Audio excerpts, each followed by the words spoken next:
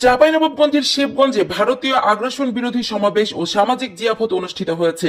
রোববার 9 ফেব্রুয়ারি দুপুর 1:30টার দিকে শিবগঞ্জ সরকারি মডেল হাই স্কুলের সামনে থেকে লং মার্চ শুরু হয়ে শিবগঞ্জ পাইলিং মোড় আমবাগানে সমাবেশে মিলিত হয়।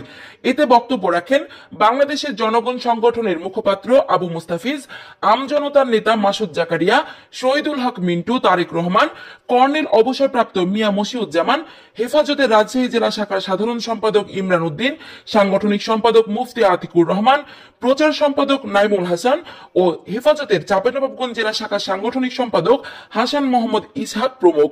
সমাবেশে বক্তারা বলেন, কাঁটাতারে ঝুলন্ত শুধু ফেলানির লাশের ছবি নয়, এই ছবি যেন কাঁটাতারে বিদ্ধ বাংলাদেশের সার্বভৌমত্ব।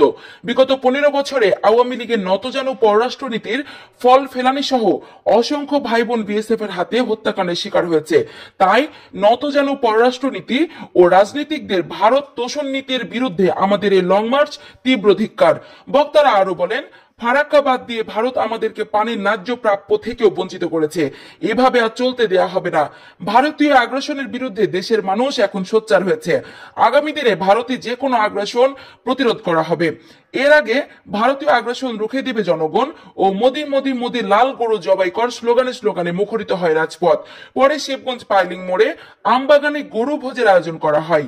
আমরা শহীদ মিনার শাহবাগ থেকে লং মার্চ করেছি একটাই উদ্দেশ্যে। বিগত 17টি বছর শেখ হাসিনা অবৈধভাবে এই দেশে ক্ষমতায় ছিল। কার সাপোর্টে ক্ষমতা ছিল? এবং ভারতের সাপোর্টে। এবং এই কারণে হাজার হাজার প্রাণকে শহীদ হতে হয়েছে এই বর্ডার সীমান্তে। অতএব আমরা বলতে চাই, এখন শেখ হাসিনা সরকার নাই। শেখ হাসিনা সরকার ভারতে বসে বসে, মোদির কোলে বসে বসে এই দেশকে নিয়ে ষড়যন্ত্র করছে। মোদি ষড়যন্ত্র করছে, ষড়যন্ত্র করছে। ভারতের আগ্রাসন বিরোধী একটা প্রোগ্রাম করার জন্য, যেটাকে আমরা বলি সামাজিক জিয়াফত, এটার মাধ্যমে ভারতকে এবং আগ্রাসনকারী রাষ্ট্রটাকে আমরা এই মেসেজ দিতে চাই যে বাংলাদেশের মানুষ কোনো ধরনের আগ্রাসন মেনে নেবে না। বিগত 52 বছর ভারত তাদের লেসপেন্সার আওয়ামী সরকারের কাঁধে ভর করে এদেশে তাদের আধিপত্য বিস্তারের চেষ্টা করেছে, বড় ভাই সুলভ আচরণ করেছে। কিন্তু বাংলাদেশের মানুষ সচেতন, বাংলাদেশের মানুষ চায় না তাদের এই আগ্রাসন চলুক এই রাষ্ট্রে।